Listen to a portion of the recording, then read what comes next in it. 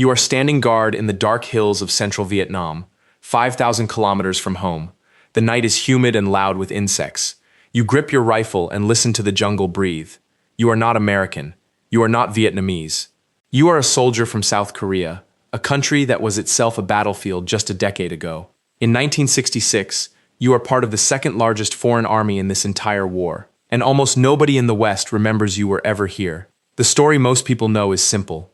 America fought in Vietnam, but the truth is far larger. This was an international war, and one of its strangest chapters belongs to a small, poor nation on the other side of Asia. Between 1964 and 1973, South Korea sent roughly 320,000 soldiers to Vietnam. At the peak, nearly 50,000 Korean troops were on the ground at once.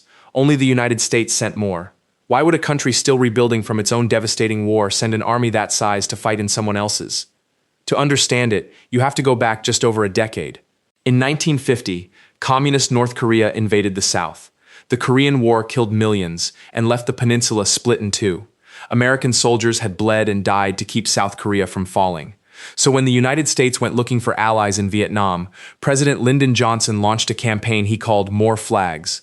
He wanted the war to look like a coalition, not an American crusade. He asked the world to help. Most nations politely declined. South Korea said yes.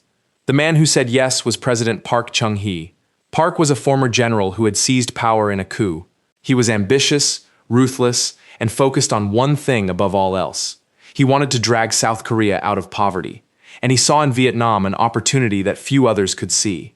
What if sending soldiers abroad could buy something priceless at home? Security, money, and a permanent debt of gratitude from the most powerful nation on earth.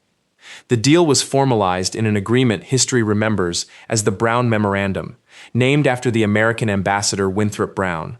Signed in 1966, it laid out what South Korea would receive in return for its troops. The United States would pay the wages and combat allowances of Korean soldiers in dollars. It would modernize and equip the South Korean military for free. And crucially, American companies would award lucrative contracts to Korean firms for supplies and construction in Vietnam. Was this an alliance of principle or a business transaction written in blood?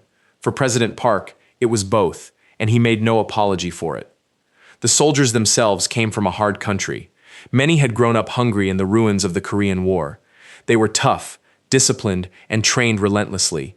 They arrived in three main units whose names would become legendary and feared.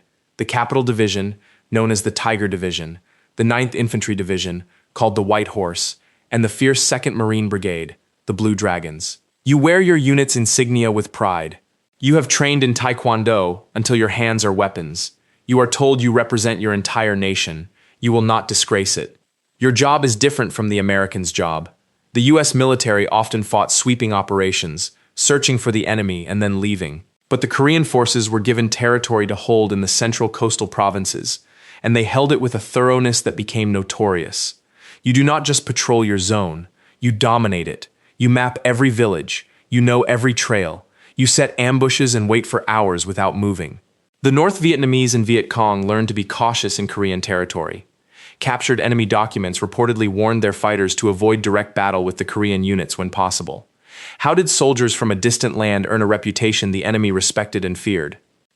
One battle became the symbol of that reputation. In February 1967, at a place called Tra Binh Dong, a company of Blue Dragon Marines was attacked by a much larger force of North Vietnamese and Viet Cong troops. The fighting was desperate. It came down to hand-to-hand combat inside the defensive perimeter, Korean Marines fighting with bayonets and Taekwondo in the dark.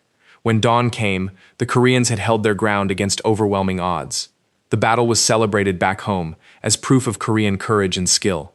It cemented the image the Park government wanted the world and its own people to see. But there is a darker side to this story, and honesty demands that we tell it. The same aggressive tactics that made Korean units so effective at controlling territory also led to tragedy. During the war, Korean troops were involved in a number of incidents in which Vietnamese civilians were killed. Villages like Phong Nhi and Phong Nhat and Ha Mi became names associated with wartime massacres. Vietnamese survivors have testified for decades about what they witnessed. These events remain deeply painful and politically sensitive. They are a reminder that in a war fought among villages, the line between securing an area and terrorizing it could vanish in an instant. For years, these stories were buried. But history does not stay buried forever. In recent years, Vietnamese survivors have sought acknowledgment and justice.